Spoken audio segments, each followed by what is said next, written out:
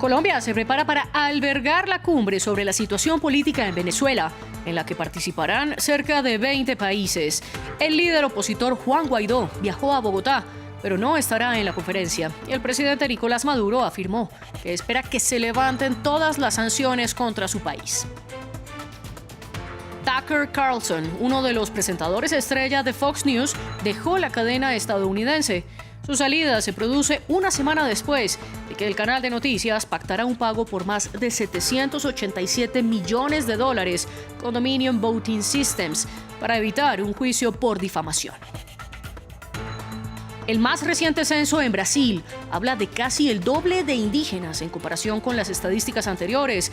El conteo preliminar señala que hay 1,6 millones, de los cuales 320.000 viven en las áreas urbanas. Les traemos la historia desde el gigante sudamericano. Bienvenidos a las noticias que France 24 le dedica a América. Yo soy María Clara Calle. El martes, Colombia será la sede para la cumbre acerca de la situación política en Venezuela, un encuentro que es impulsado por el presidente Gustavo Petro, quien busca destrabar los diálogos entre el gobierno de Nicolás Maduro y la oposición. Sin embargo, no habrá ni representantes del Ejecutivo ni de sus contradictores.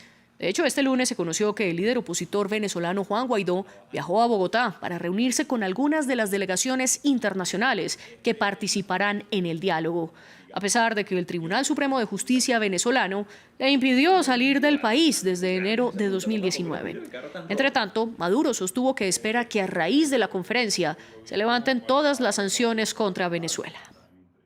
Una conferencia para buscar el levantamiento de todas las sanciones, sin condicionamiento de ningún tipo sobre Venezuela.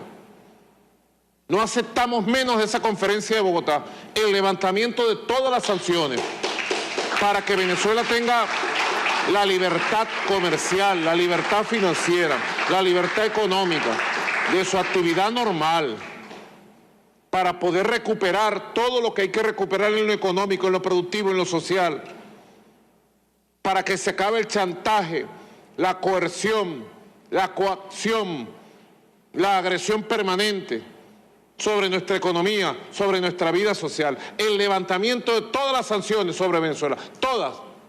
Aún no le leen los cargos formales al expresidente peruano Alejandro Toledo, quien fue extraditado desde Estados Unidos el domingo. La audiencia de control de acusación continuará el martes y la Fiscalía lo señala de lavado de activos por presuntamente recibir $35 millones por parte de Odebrecht. Mientras tanto, el expresidente seguirá cumpliendo sus 18 meses de prisión preventiva. Veamos. Una escolta presidencial cortesía de Interpol. El expresidente peruano Alejandro Toledo regresó el domingo de California a su país con un comité de bienvenida muy particular. La Fiscalía General le notificó oficialmente su extradición, solicitada desde hace 5 años. Entre sus partidarios reunidos en el aeropuerto se encontraba su hermano. Él se ha puesto a la orden de la justicia, ¿correcto? Todo el proceso en Estados Unidos se ha cumplido, él ha asumido todos los protocolos, está acá. Jefe de Estado de 2001 a 2006, Alejandro Toledo está acusado de embolsarse un soborno de $35 millones del gigante brasileño de la construcción, Odebrecht, para facilitar la construcción de una nueva autopista. Pero el expresidente, que se enfrenta a una pena de hasta 20 años de prisión, protesta por su inocencia. El presidente Alejandro Toledo es un perseguido político. En este momento el Perú está en una dictadura militar, es un gobierno ilegítimo. Mientras espera su juicio, Toledo se encuentra en prisión preventiva en la misma prisión que otros 2 expresidentes, Alberto Fujimori y Pedro Castillo. La destitución de Castillo a finales de 2022 desencadenó una grave crisis política en Perú, un país a menudo sacudido por escándalos de corrupción política. Desde 1990, 6 de los 11 presidentes de Perú han sido procesados o condenados por corrupción. Estados Unidos volvió a deportar migrantes hacia Cuba y lo hizo enviando a 123 personas en aviones. Estos vuelos desde Estados Unidos habían sido suspendidos en diciembre de 2020 y ahora el Departamento de Seguridad Nacional los reanuda en un contexto en el que se alcanzó un récord de cubanos que migraron al país norteamericano durante los últimos meses. Esto dijo el Ministerio del Interior de Cuba. Efectuada primera devolución de migrantes irregulares por Estados Unidos a Cuba vía aérea desde diciembre de 2020, con 40 balseros capturados en costas de este país y 83 detenidos en la frontera sur. De manera sorpresiva, la cadena de noticias estadounidense Fox News anunció que terminó su relación laboral con Tucker Carlson, quien era considerado como uno de sus presentadores más populares y polémicos. Desde Miami, Anthony Belchi, corresponsal nuestro, tiene más información. Tucker Carlson, la estrella de la división de noticias de Fox, ha dejado de formar parte de la compañía. La cadena de televisión, a través de un comunicado, ha confirmado que tanto la empresa como el presentador habían llegado a un acuerdo para separarse y en ese mismo texto agradecía los servicios prestados.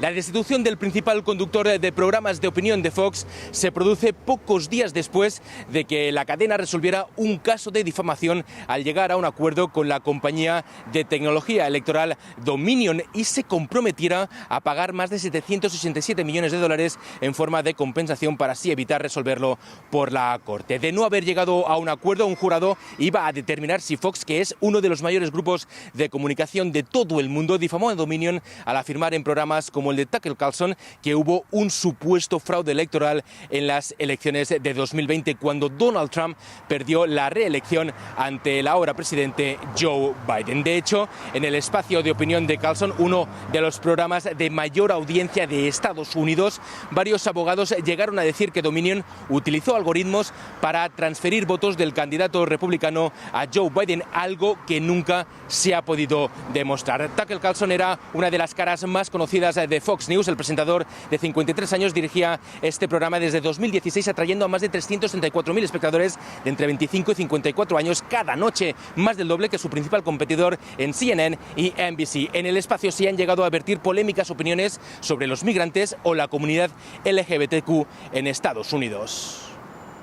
En Brasil hay 1,6 millones de indígenas, casi el doble de lo que apuntaba el recuento anterior, según los datos preliminares del censo que se realizó en 2022. El crecimiento agrícola amenaza cada día los territorios protegidos y muchos de sus habitantes se ven obligados a huir hacia las ciudades. Nuestros corresponsales Valeria Sacone, Amin Guidara y Fanny Loter nos cuentan la historia. Maraey es el nombre de nuestra tierra sagrada. En guaraní, Maraey significa tierra sin mal. Los indígenas de la aldea Mata Verde Bonita, en el estado de Río de Janeiro, protestan contra la construcción de un macrocomplejo turístico. Yo les ordené que parasen. Están masacrando a mi pueblo. Ahora por la mañana cortaron estos árboles. 2, 3. ¿Cuántos árboles cortaron aquí? 40 familias viven en esta restinga protegida por su riqueza medioambiental. Estamos en Maricá, el municipio que acumula el mayor crecimiento del PIB de Brasil gracias a los royalties del petróleo. Pero esta riqueza no llega a la población indígena que malvive en casas de barro. Esta paja está desapareciendo aquí de nuestra región. Por eso nuestras casas están en malas condiciones. Estos guaraníes fueron realojados aquí hace una década tras ser expulsados de una región vecina por la especulación edilicia. Nunca recibieron los títulos de propiedad de las tierras. No se oponen a la construcción de un resort de lujo, pero en contrapartida exigen al ayuntamiento que invierta en saneamiento y en salud. Esta aldea guaraní, atrapada entre los rascacielos de São Paulo, es el símbolo de la resistencia de los indígenas ante el avance de la presión urbanística. Aquí viven 700 personas repartidas en 6 aldeas. En su momento fue la región indígena demarcada más pequeña del país. Posee tan solo 1,73 hectáreas. Ya tuvimos niños atropellados aquí por causa de la división que los no indígenas hicieron en nuestra aldea para poder llegar al centro de Sao Paulo. Estos indígenas urbanos son discriminados por los blancos de la ciudad y también por los nativos de las reservas, que los critican por haber perdido sus tradiciones y su lengua original. Hasta aquí las noticias. Gracias por elegirnos.